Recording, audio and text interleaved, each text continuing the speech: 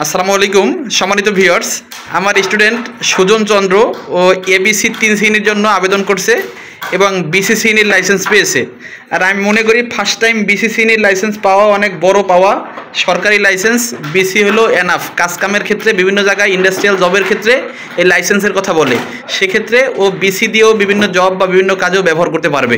তো এখনও যেহেতু শেখার সময় আছে, পরবর্তীতে পরীক্ষা দিয়ে আরও স্কিল ডেভেলপমেন্ট করে আবার এর জন্য আবেদন করলে আশা করি একবারে ও এই শ্রেণীর লাইসেন্স পেয়ে যাবে। তো ওর মুখ থেকে আমরা কোশ্চেনগুলো শুনবো যে ওরা কী কী কোশ্চেন করছে।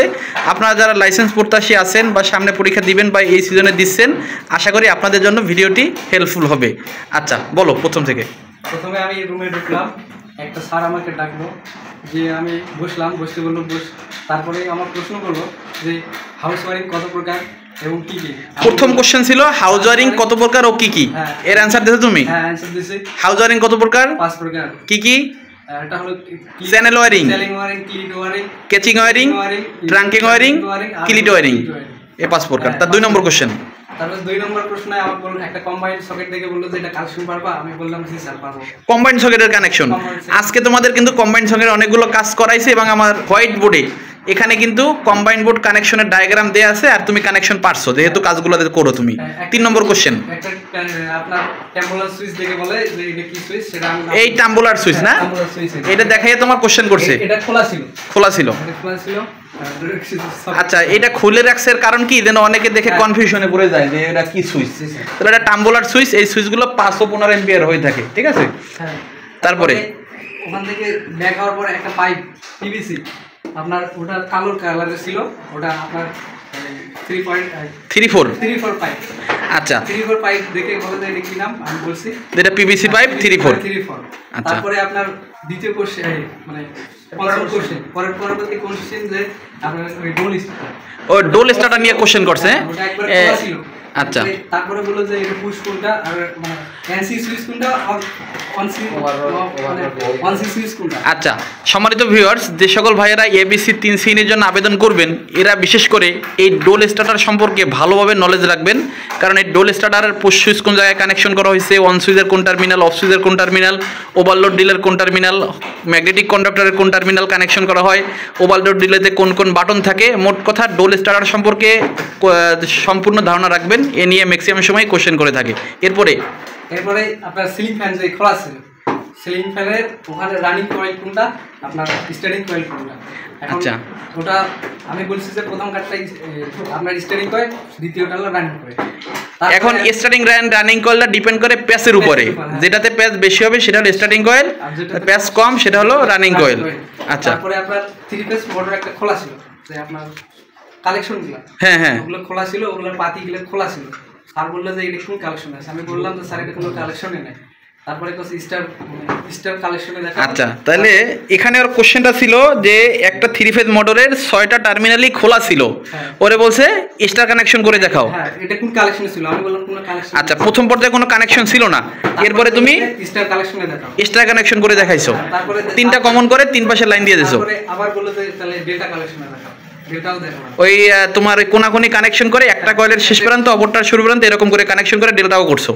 আচ্ছা, এরপরে আপনার ওই একটা স্টার ডেল্টা মানে স্টার্টার দেখাইছে একটা 3টা ম্যাগনেটিক কন্ডাক্টর সহ, 3টা ম্যাগনেটিক কন্ডাক্টর সাজানো আছে। ওখান থেকে বললো যে এখান থেকে কয়টা তার বেরোবে, আমি বললাম 6টা। তারপরে আপনার ওই ম্যাগনেটিক কন্ডাক্টর 3টা আছে, স্টার কোনটা, তারপরে ডেল্টা কোনটা। আচ্ছা, এই যে স্টার ডেল্টা স্টার্টারে 3টা ম্যাগনেটিক কন্ডাক্টর থাকে, এই ম্যাগনেটিক কন্ডাক্টর দেখাইয়া জিজ্ঞাসা করছে যে এর ভিতরে কোনটা হলো স্টার কোনটা ডেল্টা। কোনটা ডেল্টা, এই যেটার আউটপুটে কমন থাকে এটা হলো স্টার আর এইটা হলো ডেল্টা, আর যেটা থেকে লাইন ঘোরানো হয় এইটাই কি ডেল্টা কানেকশনে থাকে। এরপরে কি স্টার লাইনে আর কোনো কোশ্চেন করছে? স্টার তারপর ওভারলোড দিলে কোনটা এখানে লাগা ছিল বলতে যে। আচ্ছা, ওভারলোড দিলে তো ওই যে ওয়েলার যেটা বলি এইটার সাথে লাগানো ছিল, এটা এই ওভারলোড দিলে থেকে কোশ্চেন করছে। এই ওভারলোড দিলে এই মেইন ম্যাগনেটিক কন্ডাক্টরের সাথে লাগানো থাকবে। হ্যাঁ, তারপরে আপনার ওই যে মোটরটা খোলা ছিল তার সাথে যে কালেকশন হবে কয়টা তার বের হবে সেটার প্রশ্ন। এরপরে এসির জন্য আর কি কোশ্চেন করছে তোমার? এর মধ্যে করছে যে ওখানে আপনার ট্রান্সফরমার ছিল একটা। হ্যাঁ, ট্রান্সফরমার ছিল না, ওখানে কম্পিউটারে ছিল, কম্পিউটারের ডিসপ্লে ঘোরায় বলে এইদিকে আসো। হ্যাঁ, ডিসপ্লে দেখাই বলে যে এখানে কয়টা আউটপুট আছে কয়টা ইনপুট আছে। আচ্ছা, ট্রান্সফরমারের যে কয়টা ইনপুট কোনটা আউটপুট, এখন ইনপুটে কয়টা তার দেখছো? ইনপুটে ইনপুটে আপনার ছিল তিনটা আর আউটপুটে 4টা। আচ্ছা, আপনার যে মানে সাবস্টিটিউশন নিয়ে প্রশ্ন করছে স্যার। এসডিবি নিয়ে, এসডিবি না সাবস্টিটিউশন নিয়ে? সাবস্টিটিউশনের কি কোশ্চেন? সাবস্টিটিউশনে বলে যে আপনার সাবস্টিটিউশন ট্রান্সফরমার যদি 100 কেভি হয় তাহলে আপনার পাওয়ার ফ্যাক্টরের মান কত হবে? আমি বললাম স্যার পাওয়ার ট্রান্সফরমার যতখানি তার সাথে আপনি 60% আপনি গুণ করেন তাহলে বাইরে হবে। করে দেখাও, আমি করে দেখাচ্ছি। আচ্ছা, সাবস্টেশন বা ট্রান্সফরমারের ক্যাপাসিটি যা থাকবে এর সাথে 60% ধরে পিএফআই নির্বাচন করতে হবে।